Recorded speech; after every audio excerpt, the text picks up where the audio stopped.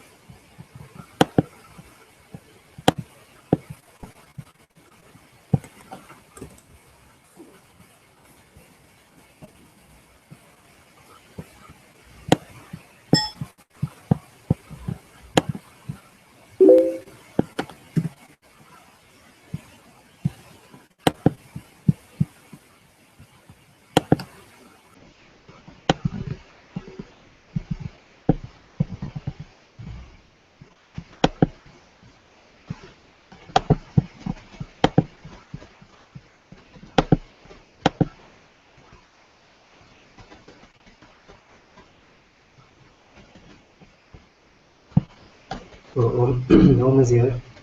Namaste. I think I seem to have gotten the Hangouts link, but I'm still wondering how to get the YouTube link. So um,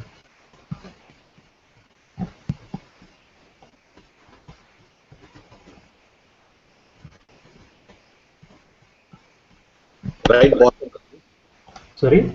right bottom on your right bottom on your Mm-hmm. screen's right bottom, Mm-hmm. there should be a symbol which looks something like that. If you click on that, it will show the YouTube link as well. Okay. Let me see. Got YouTube page, you mean? Hmm. Actually, Okay, got it. Yeah, that makes sense. Just 1 second. should be here also.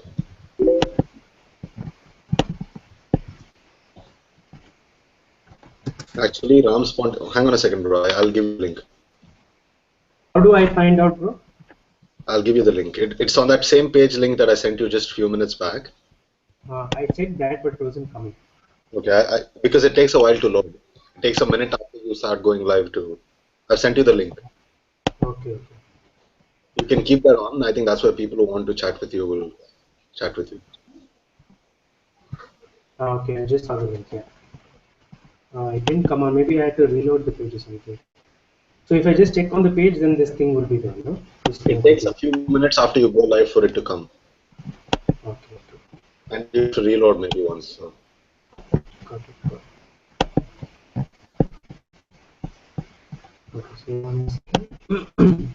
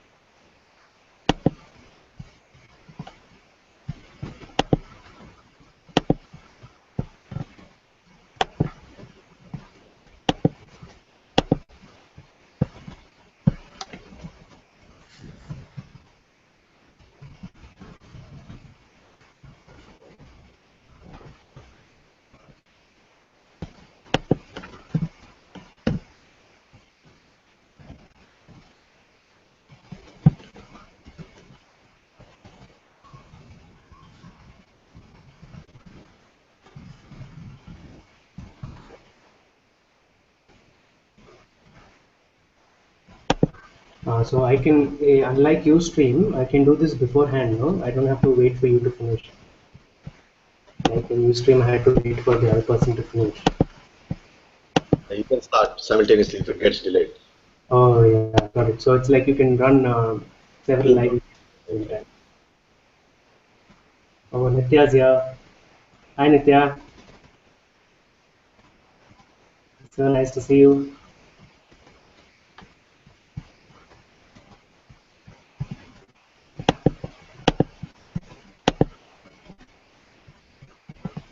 So Rashmi is asking, how do I access the Hangout link on phone? Um, 1 second. I think it should be the same process, no? I don't know if it's You have like. a Hangout link on a Hangout app.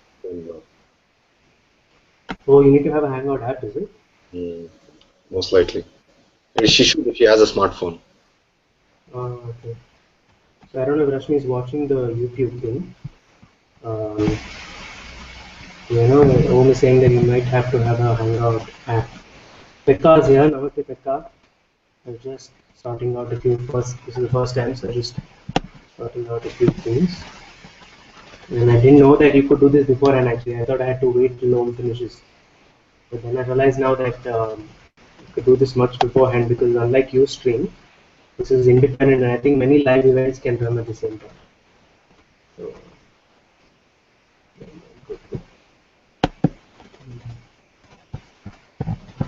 and I'll just post the link from Rashmi.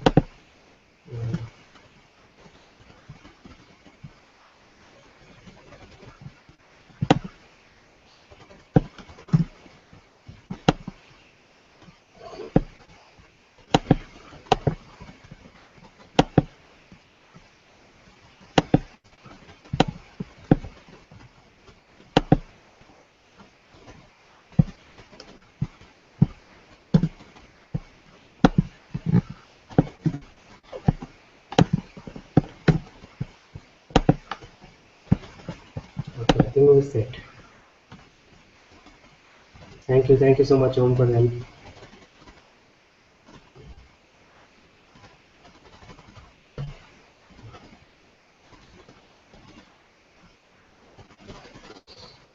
Namaste, everyone.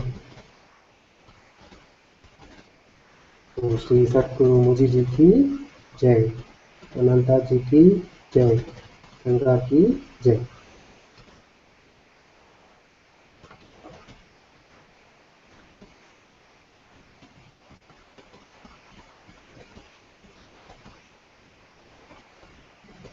Thank you so much for joining in today, Om and Nitya.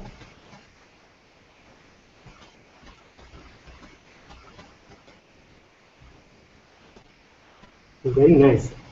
Very nice. I'd like to hear what Nitya has to say. Never heard your voice. Never heard you speak once or twice.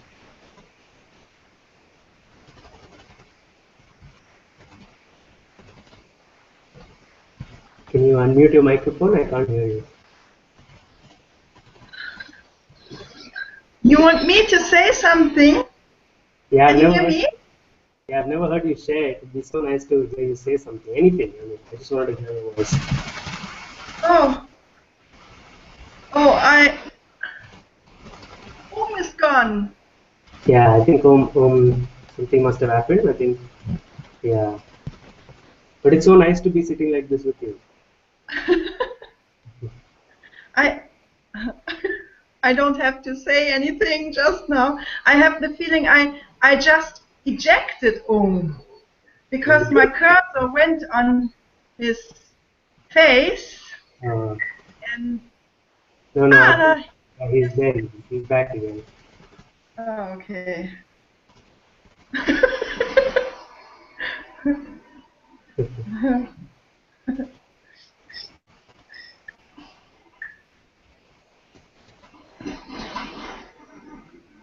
Yes. Very nice. Very nice to be able to see you like this and hear you.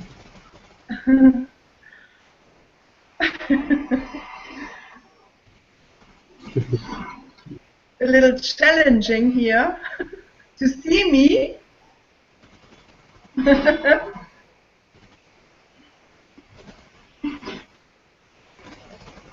I can see you. I can see you in the. What? I I didn't can see understand. What? you in the. Ah, okay. A little delay here, huh? Yeah. I think there is a little delay. Yeah.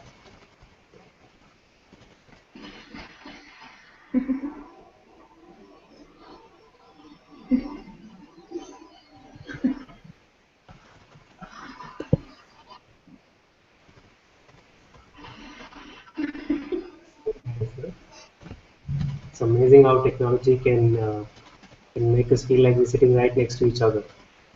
Yes.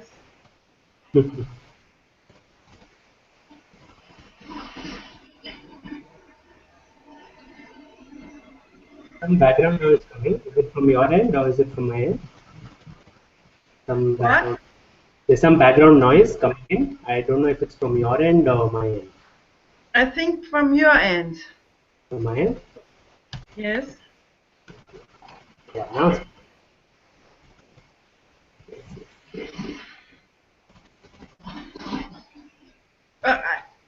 Wait a second. When I'm unmute. yeah. It's fine. It's fine. This is okay. It's no problem.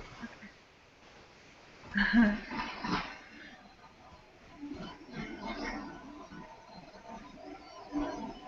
want to see. Ha!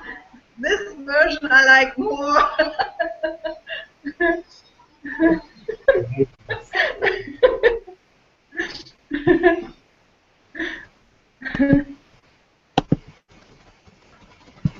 Let me just check what's happening on the chat. Um, so Pekka said she also tried to join the Hangout.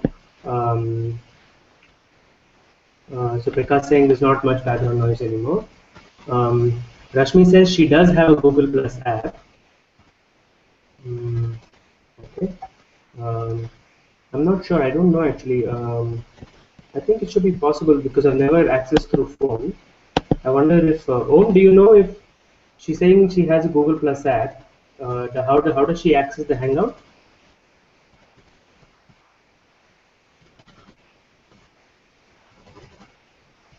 Hangouts app is different. Okay. Okay. Hangouts app is different.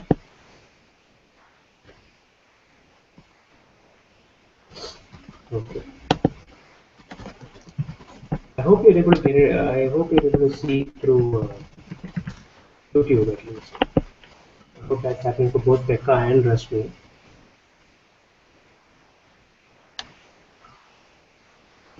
Anyway, I think I don't know much about the Google Plus thing anyway. So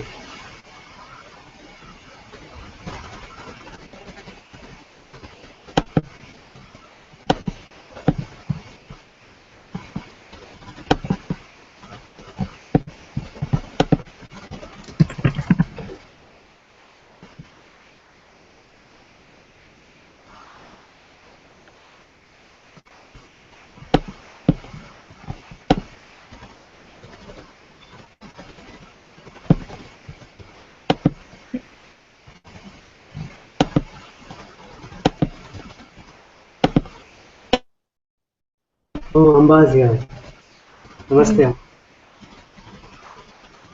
Namaste. So good to have you.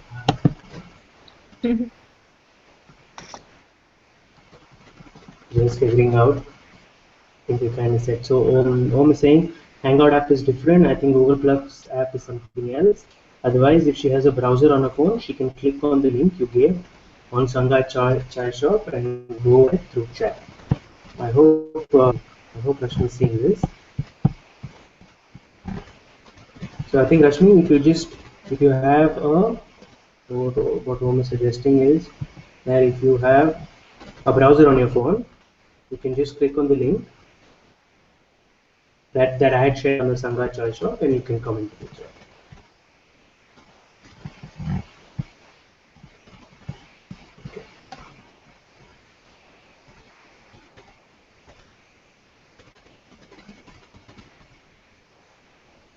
very nice, no? It's very nice to be able to sit with each of you like this. I remember once, I've been a trainer or a facilitator for a while now. I do these program workshops for corporate companies and for organizations. So, you know, on team building and leadership and communication and, you know, that kind of stuff. So that's kind of my vocation. That's what I do for work and my living. So I remember a long time back when I was learning how to do training. I remember when I was learning how to do facilitating and all of that. One of my teachers at that point was teaching me training and coaching, and how to in generally interact with people. He said something very interesting. He once said that treat all your training and all your facilitation and all your coaching as though you're sitting among a group of friends and talking to them about just talking to them. And how would you approach people if you went with that sense of familiarity? If you you know, how would you be around people? Would you then be nervous? Would you then be afraid? You know, and somehow it left a deep mark inside. I know it's not very Advaita and it's not very non-dual as such, but it left a deep resonance in my heart. It was something like all conversations you have. If you were to have these conversations from a place of friendship, a place of love, from a place of knowing each other, how would you have these conversations? You know, and he said, treat each training, treat each workshop as though you're just sitting among friends and talking about something you deeply care about. And I feel like that's very true for whenever I have the opportunity to be in the presence of anyone from the Sangha. It feels like that. You know, it just so feels like that. It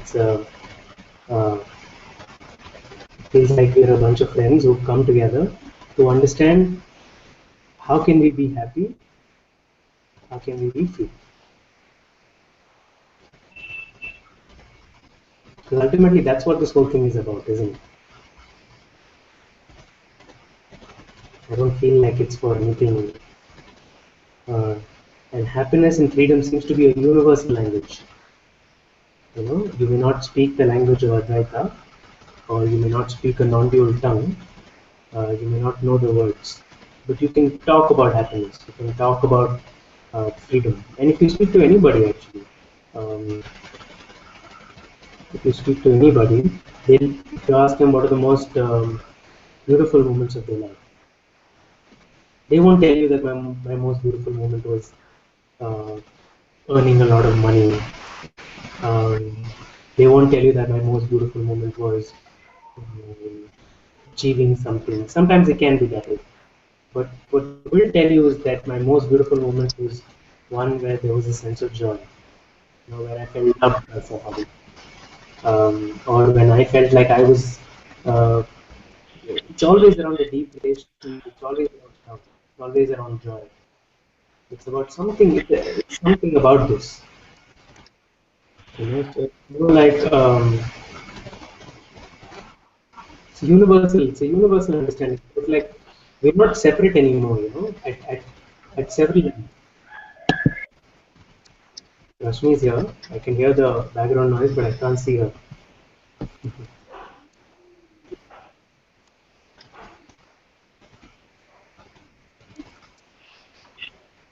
No. So like, is somebody there? No, I'm just trying, Ram. This is my first time. And you might hear the kids, so let me try and... It's very nice. I can hear the kids. It's very nice. Can you see me? You can't, right? No, I can't see you. Something's, it feels like a chair. I don't know. Let me try. I don't even know what's going on.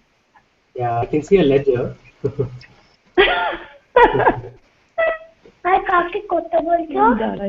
shut up. Let me unmute and I'm figuring out the... How do I unmute? Does anybody know? Or mute rather.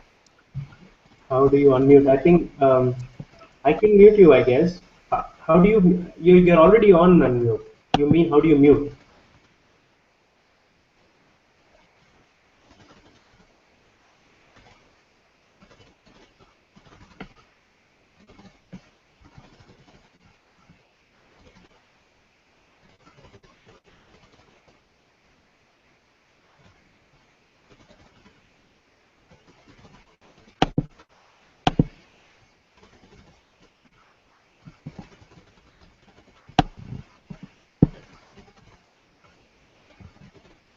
I hope Pekka was able to also figure out.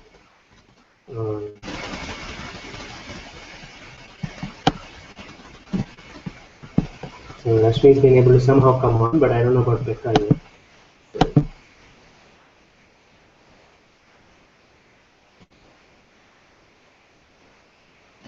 We can see you, Rashmi. Now we can see you. It's an interesting angle, though. You can see Nitya going completely left. And oh, yeah, this is nice. Very nice.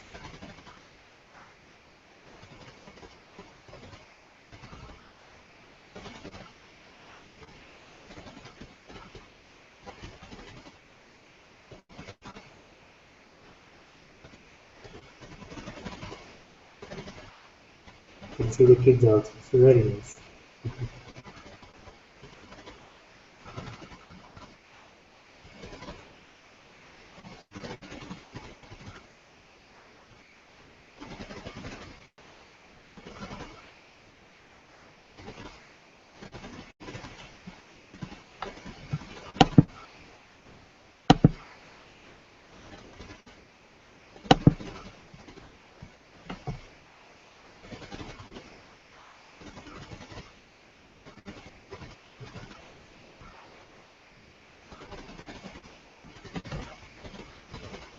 This is nice. So like we were sharing that, so the real understanding does not lie so much in words. Sometimes the real understanding does not lie so much in even teachings. The real understanding is inside our heart. The real understanding is the presence of peace within us. The real understanding is the sense of deep love that we feel towards people, beings, and all of existence.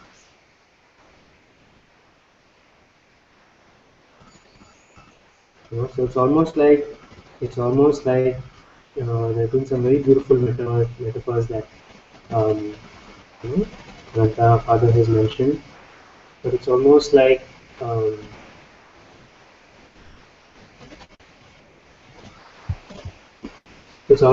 know it's a very funny one, but it's almost like till this time you felt that being loving or being peaceful, you felt because okay, Becca, very nice to see you.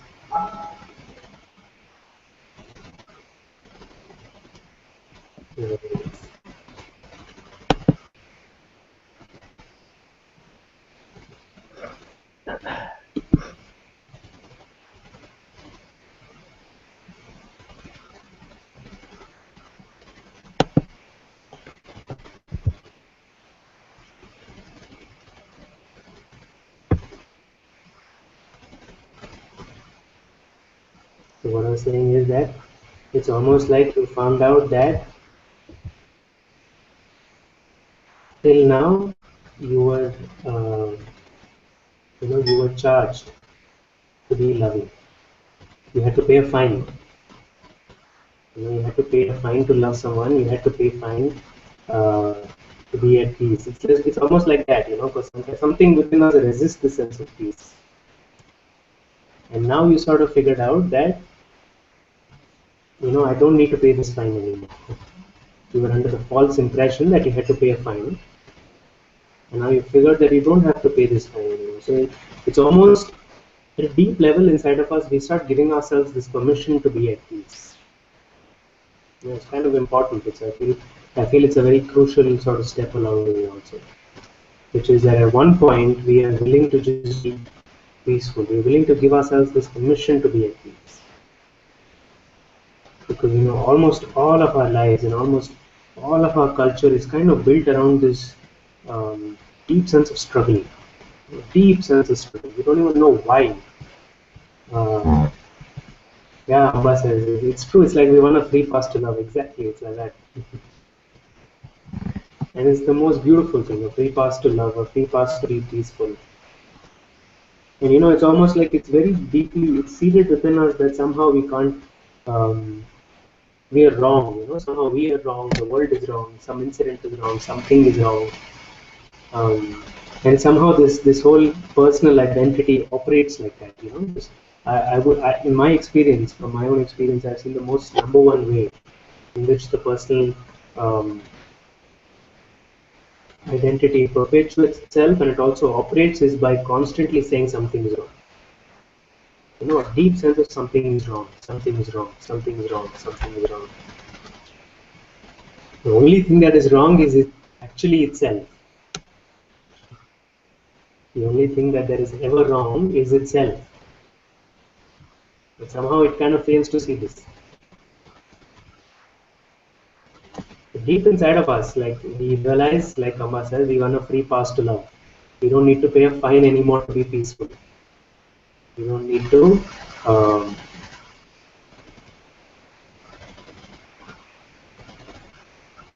Om saying Adya was referring to the example of Adam and Eve bit the apple and came into manifestation almost like the whole Western civilization was founded on the fact that the world was founded on a mistake. Exactly.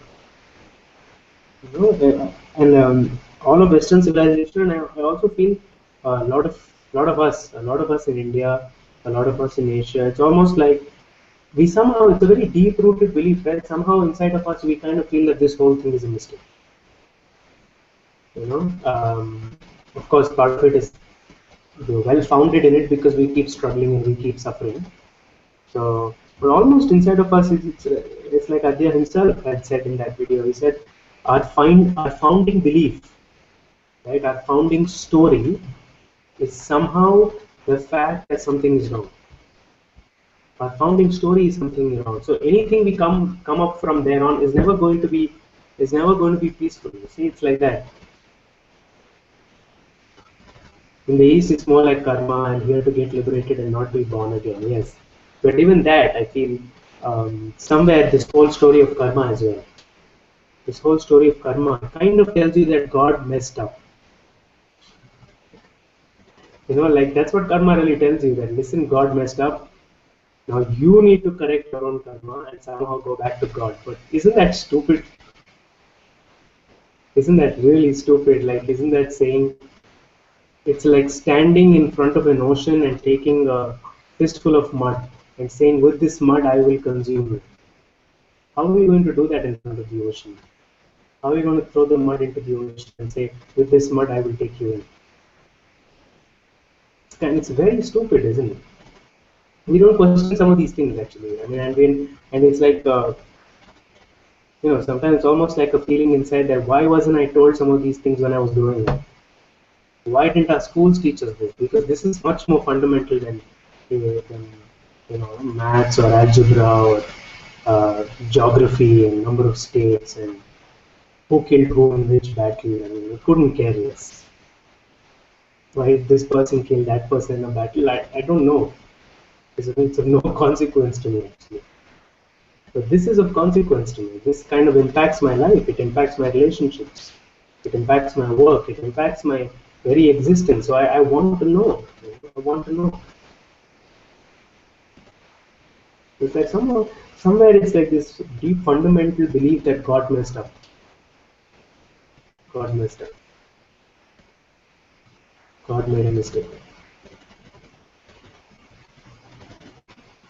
And it's actually just a story, you know. What I feel is much more true to our own nature.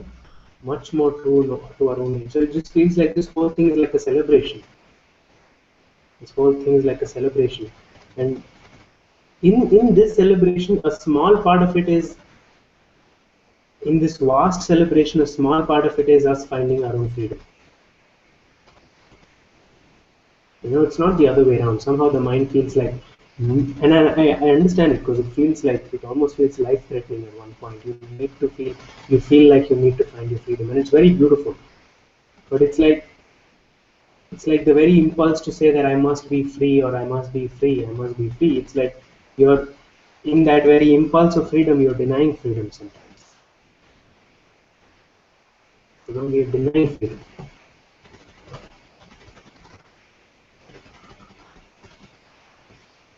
So it's like, how would we treat the world? How would we treat everything in existence if we saw it from a place of celebration?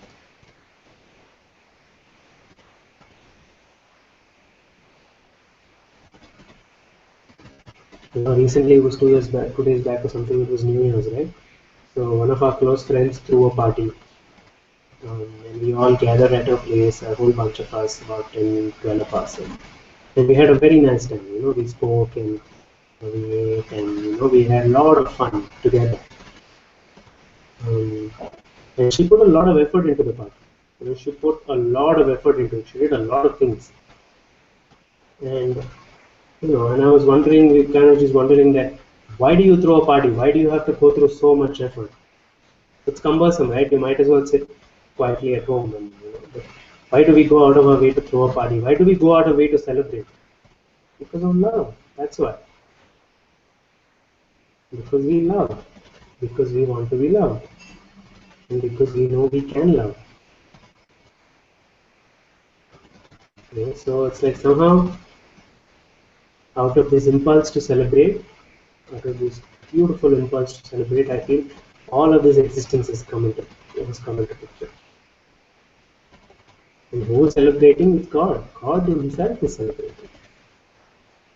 And what is God celebrating? It feels like God is celebrating himself. Nothing is there to celebrate.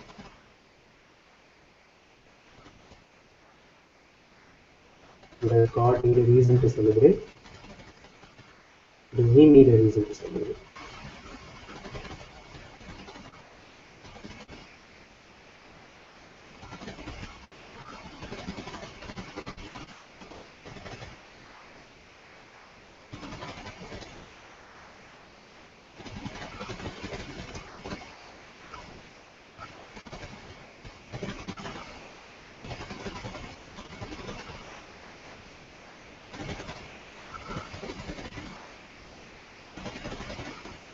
So many times in this simple understanding that I accept life, in this simple understanding that I'm willing to learn from life and I accept life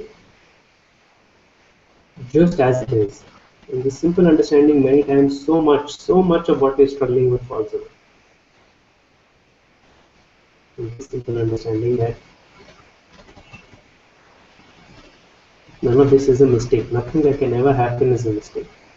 Nothing that ever happened was a mistake. And nothing that can ever happen will ever be a mistake. And I remember Mujiji once sharing in, I think it was a YouTube video, I don't know. He said, imagine this world is like, all of this is, he calls it the theater of consciousness. No? I love that phrase, because I love movies and so this theater of consciousness. And so this is a theater of consciousness, and every day fresh, the story is written. Each day. Who writes the story? You, the Supreme, writes the story. And when you write the story, can there be any mistakes? And if there are any mistakes, are they not already predestined and pre-planned? Or created fresh? Now, how can there be a mistake? Even the mind, whatever the mind does, even the sense of an idea, even the sense we feel we are a person, even that is not a mistake. None of that is a mistake. So I remember him saying that just how, it was very, very beautiful. So him saying that in this theater of consciousness, none of this is a mistake. So you can just totally let go and relax. Nothing that ever happens, nothing that can ever happen will be a mistake.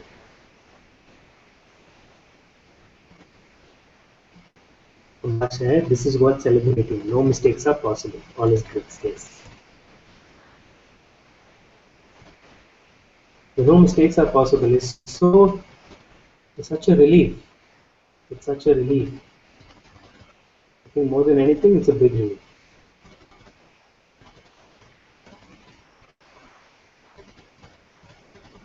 And how would you be? How would you be? Like really, just let's for 1 second just invite ourselves into this question. How would I be if I knew from the core of my being, from the most bottom of my being, that there can be no mistakes? How would I be?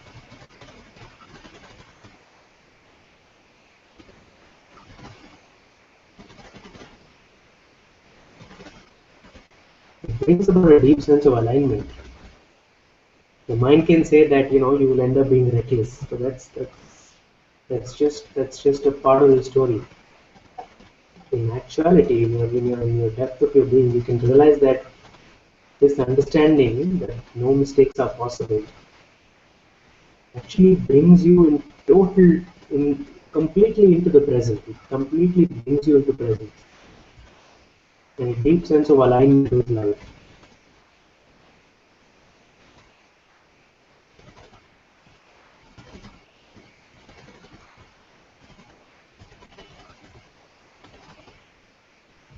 But says it reminds me of Byron Katie's question: who would you be without that thought? Yes. To answer it, you have to let go, as you said. Yes. It's amazing, actually. Some of Byron Katie's books and her pointings are very, very beautiful. They kind of bring us back to the same space.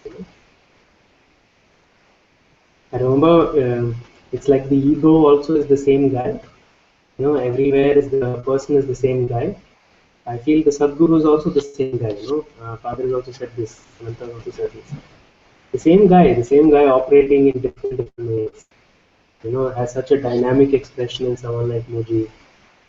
Has a very beautiful Zen and different kind of expression in Adya, and has a very modern and very loving and a very family kind. I mean, like very family kind of approach in Ananta. It's very different, but it's the same expression. The same has a very devotional kind of approach in someone like Ramakrishna, and has a self-inquiry kind of approach in somebody like Katie or Ramana. It's the same kind of. It's the same guy, the same one making us go.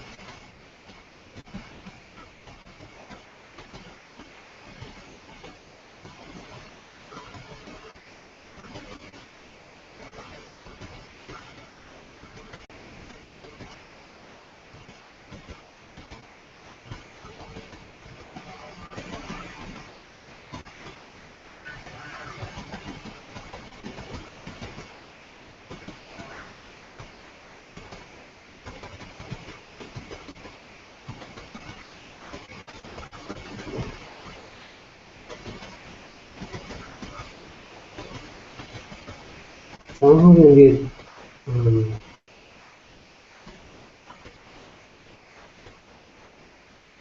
we're deeply present with life, somehow we don't need anything anymore to make us, to bring us peace. I remember reading this quote on Facebook, I think. I don't even know who it was just a random facing thing. And the quote was, yes, there is nirvana.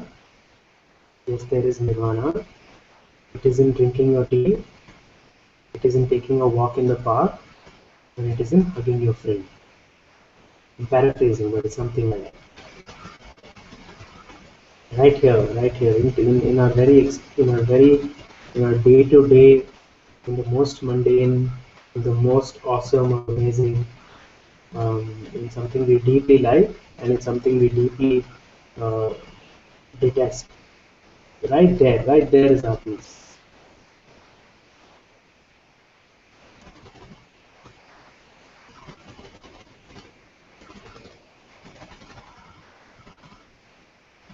Yeah, somehow on our own, it's like we're being guided, inside of us.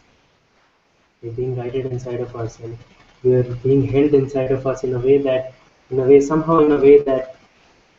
nothing in our existence can do, inside, from inside, because it's like the urge for freedom arose inside. The master was also brought to us because of our deep urge inside. The pointings, what seems to be falling away, also is happening. It's actually a huge. It's like a mega event in some sense. It's like a cataclysmic. Like it's so huge. All of this is so huge. It's just that we don't give it that kind of recognition. Just one belief falling off is actually, it feels like it's one of the biggest and the grandest thing that can happen. Just one, and we're talking only about one. Just one belief.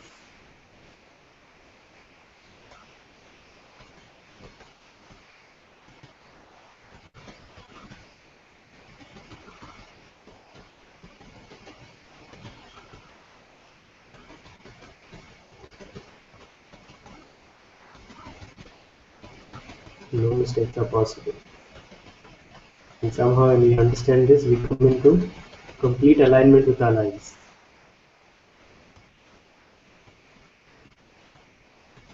Completely we become present with our lives, and we see what a joy this life is.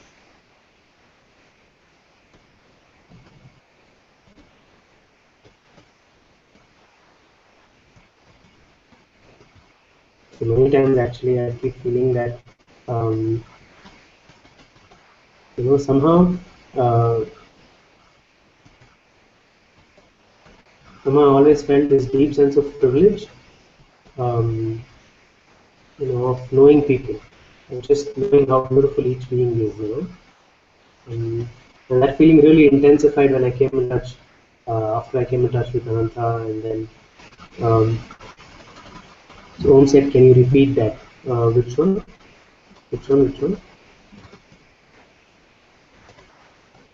Just now, okay. So I was saying I always felt a deep sense of privilege to know people, to be in the presence of people. I always felt this, irrespective of how different and diverse and very varied people were. It was just a beautiful thing of seeing, like, how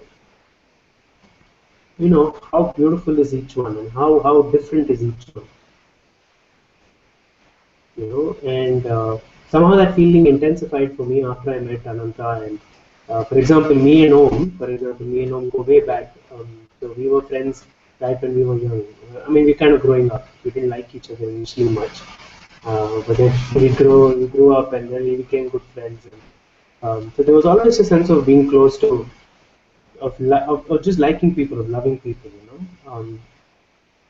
and as I kind of progressed, and as I met Mujiji, and I met Father, I met Ananda, that feeling kind of intensified. It intensified, and now I feel like in the presence of the Sangha, in the presence of beings like this, it's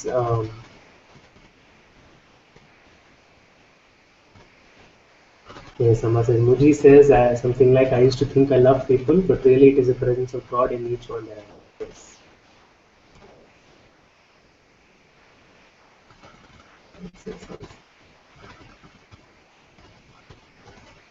So somehow it's like the presence of each one in the Sangha, or anybody, it's anybody. It feels somehow, it becomes like a privilege to know each being, because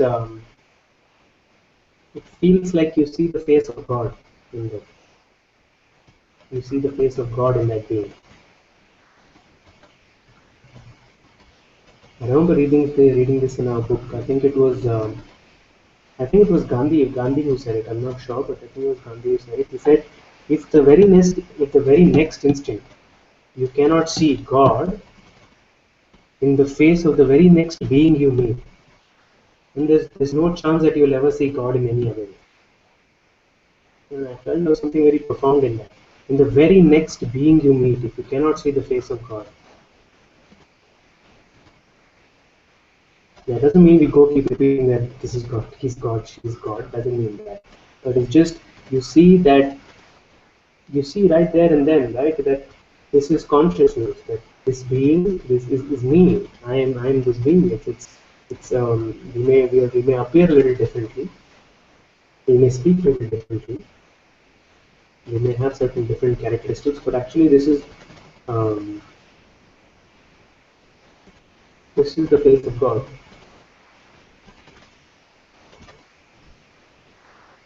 The Sufis used to say, wherever the eye falls, there is the face of God.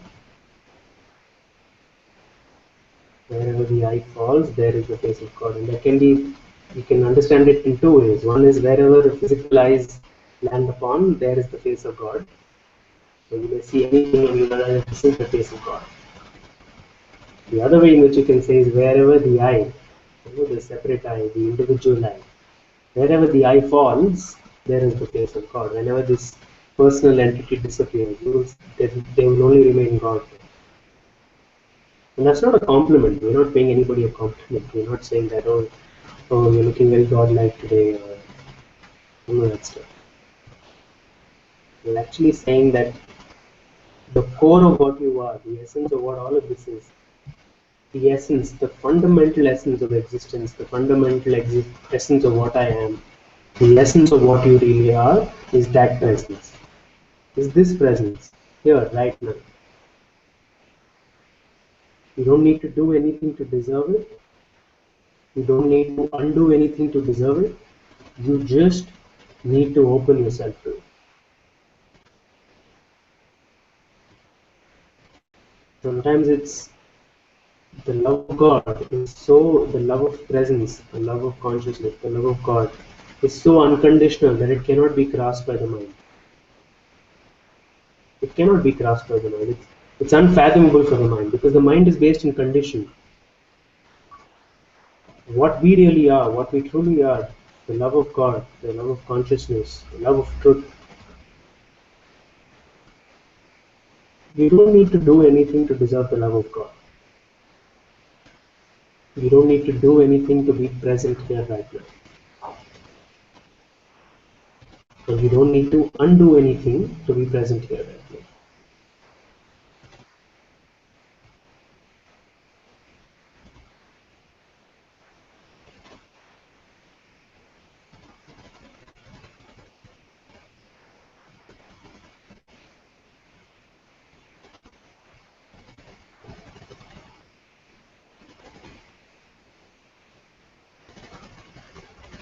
Everything in existence is somehow many times not available to us. You go to a store and you want to buy a product or you want to get something and it may not be available. Sometimes we want a certain partner, a certain way, a certain kind of way the partner must behave. That's not available to us. We want a big house, that may not be available. We want riches, that may not be available. We want to look good sometimes, that may not be available. Or whatever, many things that we want in our lives. We may want good work, that may not be available. So then many things in life are not available to us. But what is the one fundamental thing that is available to all of us? What is the one thing that you cannot not have? And we must look into this, right? Because all our lives we are chasing into what's available. You can flip that question. You can flip that question and say, what is here without even, what is always available, without even me making an effort for it to be available.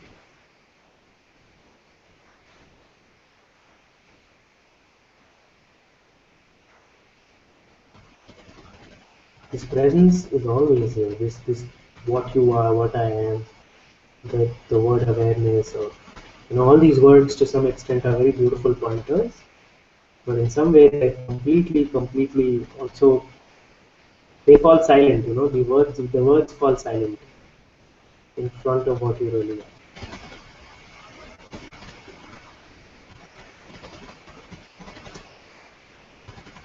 So I had this metaphor once. I had this example once, which is very beautiful, which is if we are going somewhere, right?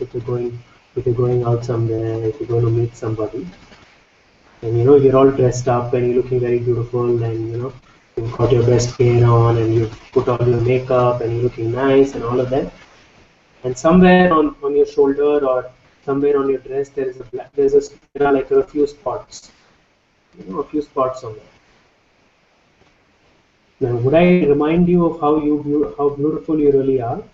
Tell you that you're looking so beautiful, or would I tell you that these spots are there? What would I point to? Would I tell you that you are so beautiful and you're looking so glorious, or would I tell you that these spots are over here and you're not looking nice? I mean, I'd be very foolish if I point towards these spots, right? When the presence and the beauty and the love of what you really are available to you, why would we want to limit ourselves? Why do we limit ourselves?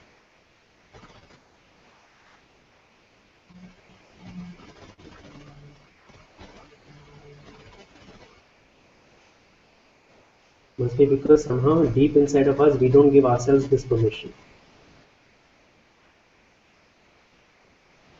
We limit ourselves because we feel we're not worthy. We feel we're not good enough. It's got nothing to do with others. And it's got everything to do with us. Somehow deeply on the inside we feel we're not worthy. We're not good enough.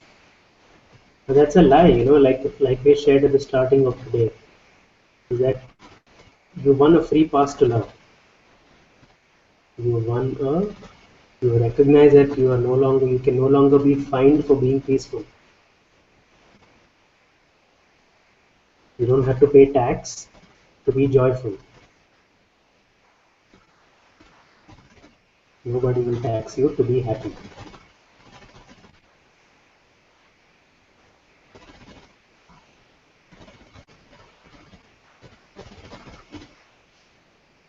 And somehow just simply by you being happy, even for a few minutes, you being joyful, we cannot know the impact that has actually. We can never know the impact that has on the world.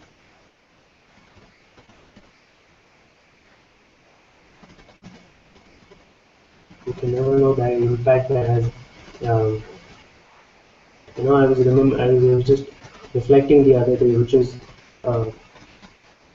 everything this body has ever spoken, everything this mouth has ever spoken, this body has ever spoken, has come in response to something. I don't know if you ever noticed this.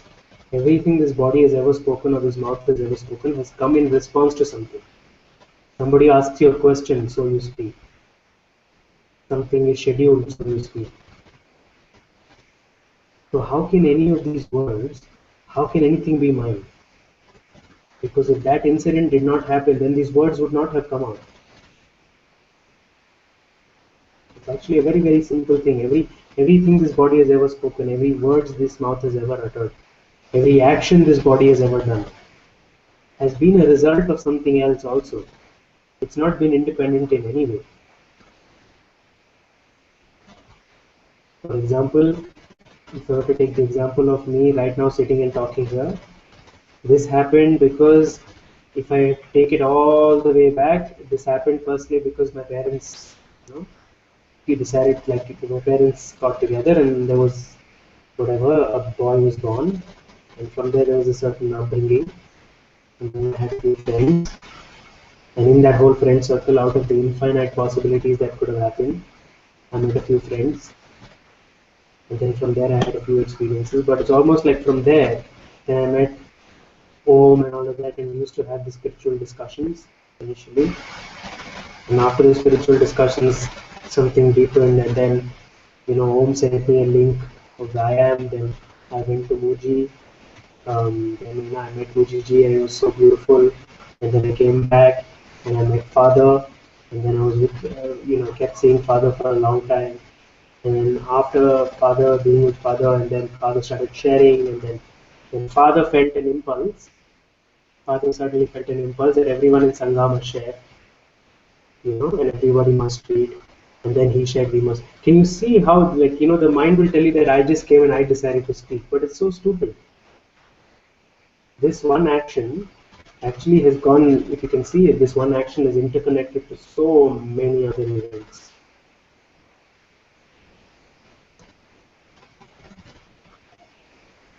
So everything that happens, everything this body says, everything this mouth says, is in response to something. So, and this is it's like a totally interconnected play, and this interconnected play is orchestrated by who? It's orchestrated by you. Orchestrated for you.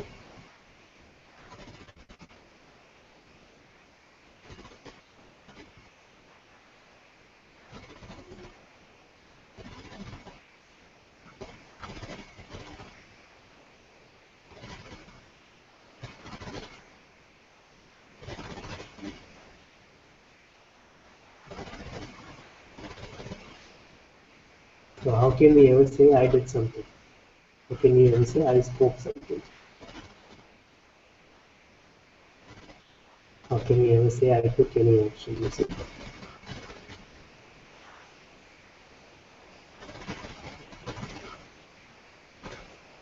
Everything that we have ever done has been interconnected.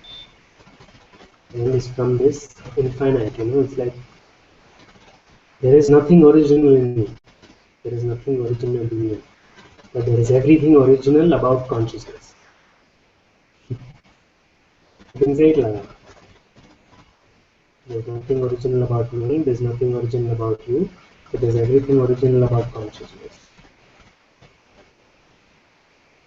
Consciousness can be, you can see the variety of music that comes from consciousness, right? And you can see, in some way you can understand how varied consciousness can really be and how original consciousness can be.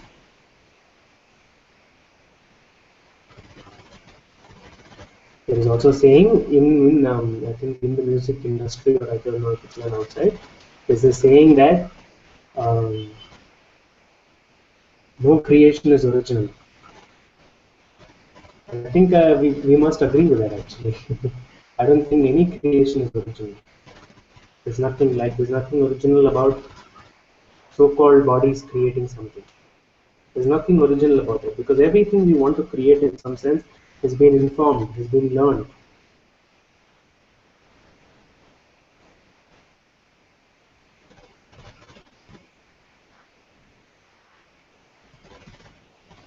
There's everything original about you, about consciousness.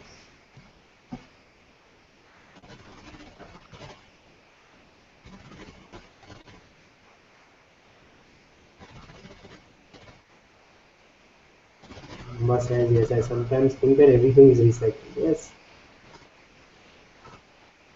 In the phenomenal sense, in the appearance sense, in the phenomenal sense, I don't feel anything stands apart.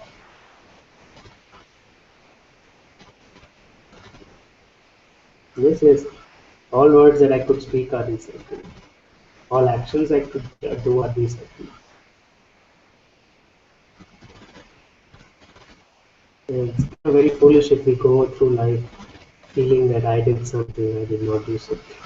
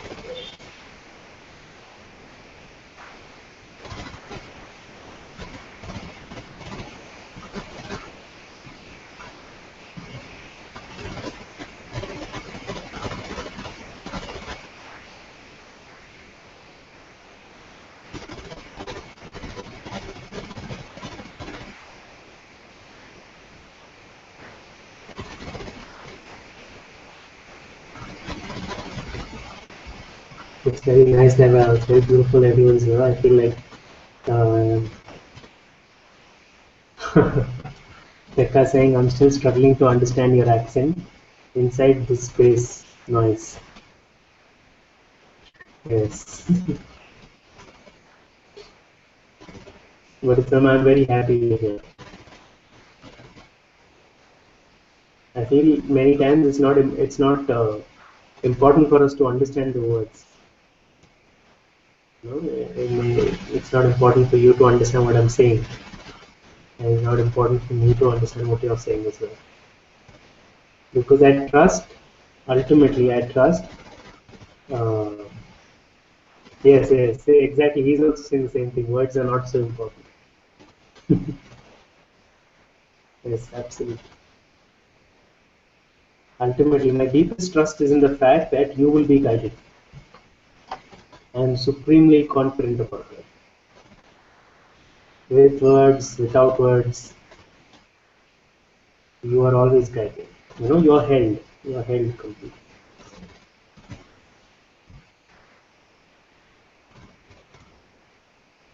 So I actually feel that is, um,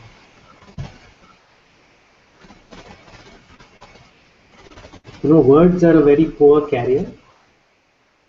Words are a very poor carrier, but the one who has created these words is the Almighty.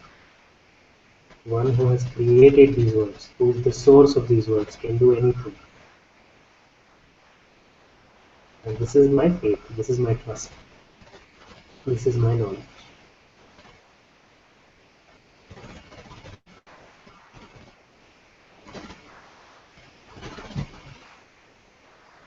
I feel it's very beautiful that we're all here together like this, and if anybody wants to share something, I'd be very happy to. I feel we're all together, so I'd be very happy to hear any of you share anything at all.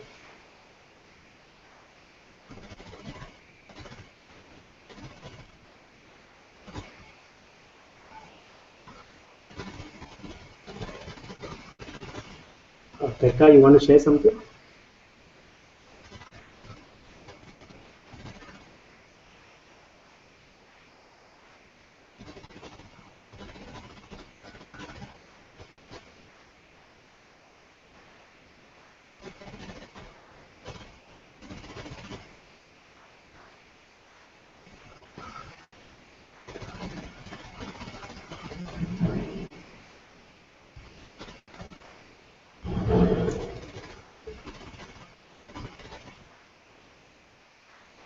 You could just maybe unmute and speak also, if you feel like. Whoever, there's Nitya, Amba's there, whoever, if you feel like sharing something, I'll be very happy to share anything.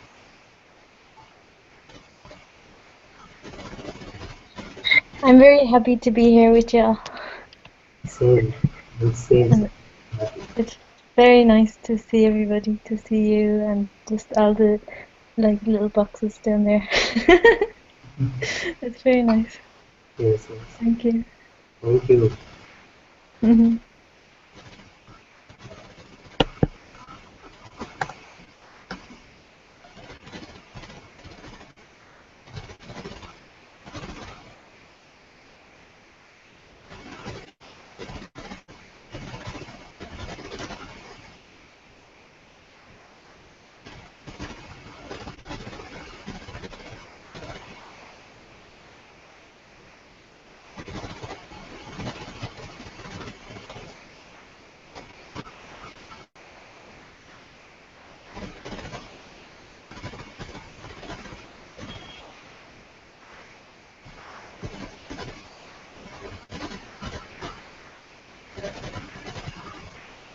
Very beautiful, yes.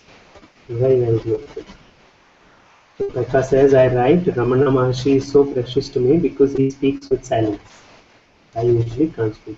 That's beautiful.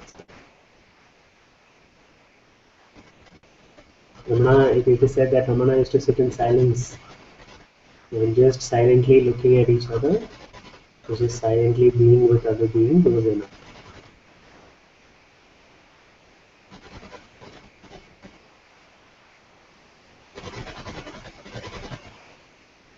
The silence is always enough.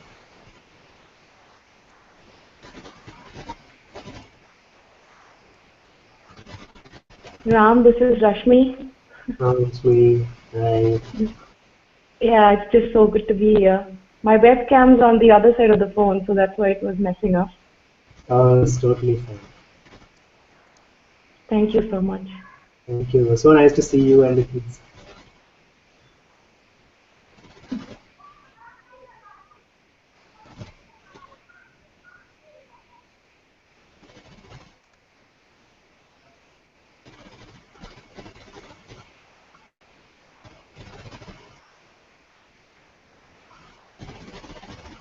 Maybe we can be together like this in silence for maybe 1 or 2 minutes and then we can wrap up.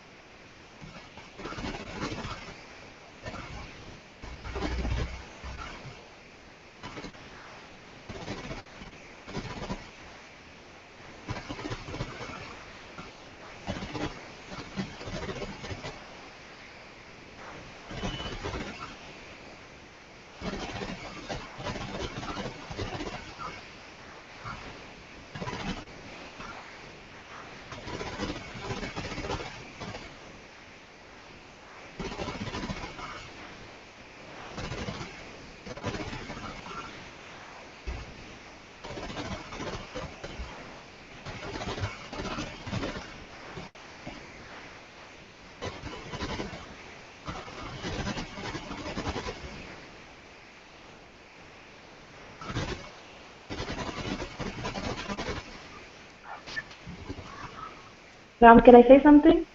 Yes, yes, absolutely. So there is a strong urge to sing, but the mind's asking me to shut up, so I just need to sing. Oh, no, no, you must sing. If there's ever a strong urge to sing, you must sing. Okay, just Always. give me a minute. My kids are back. Just give me a minute, okay?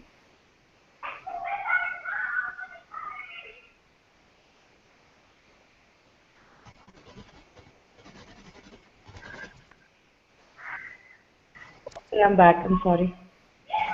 No problem. There would be some background noise. I am sorry about that. No problem. Anything you want to listen to? I don't know what I want to sing, but I just want to sing. I don't know what. Anything that you sing, we would love to listen. You can all join. That would be so much fun. Absolutely.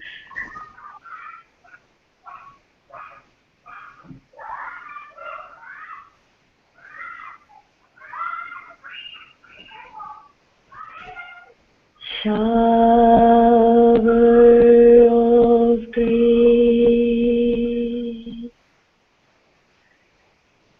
river of love,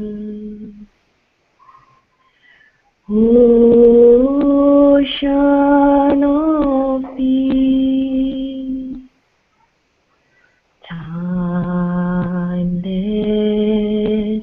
true, dreaming into being, this joyous world, play of the divine,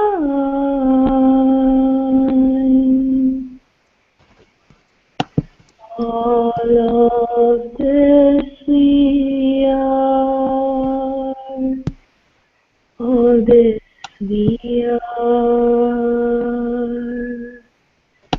all this we are, flower of love, fragrance of joy,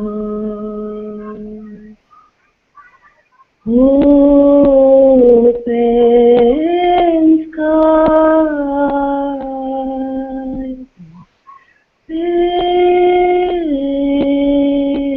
wisdom, whose light dispels clouds of despair. Now Maya's bewitching powers No more shall bind us. We are free.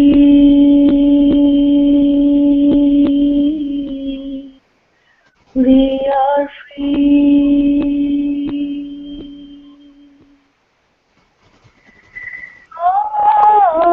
Ananda Bhagavan Satchidananda Bhagavan Ananda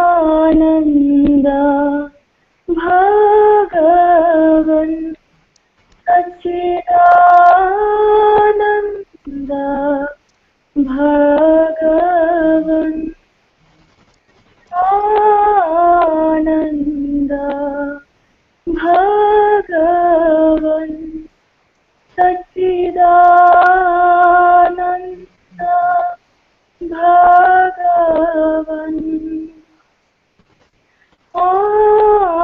Ananda Bhagavan Satchidananda Bhagavan Bhagavan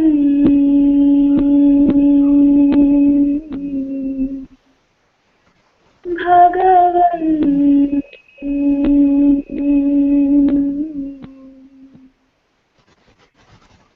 No Maya's bewitching power, no shall bind us, no shall bind us. We are free.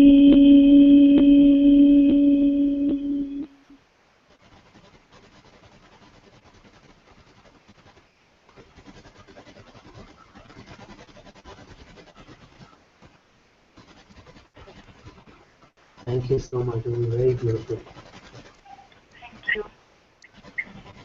Thank you, Rashmi. Thank you, Amma. Thank you very much.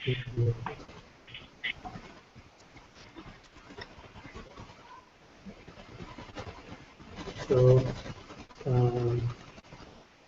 thank you. Pekka says his silence, I think that he meant Ramana's silence, was and is appealing to me so much. Because of that silence, he appeared to me. It is forever speaking. It's so beautiful. So beautiful. It's so true. His silence is ever speaking. So beautiful, Pekka. Thank you. Thank you. Thank you. I think Soham sent a message on the chat. He said, Soham said, Namaste, just here, much love. And Adam said, beautiful singing, Namaste Ramanam. Namaste Soham, Namaste Adam. Thank you so much. Thank you, everybody. Thank you.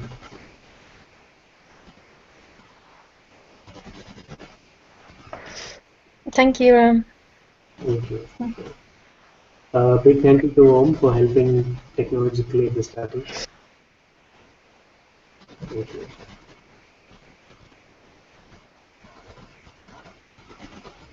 May the love and grace of Muji guide us always. May the peace and silence of Ananta remain in our heart forever and radiate to all beings. May the unity, brotherhood and joy of the Sangha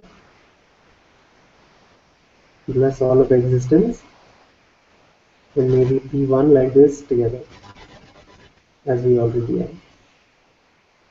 Muji ji ki jai, Ananta ji ki jai, Sangha ki jai. Jai.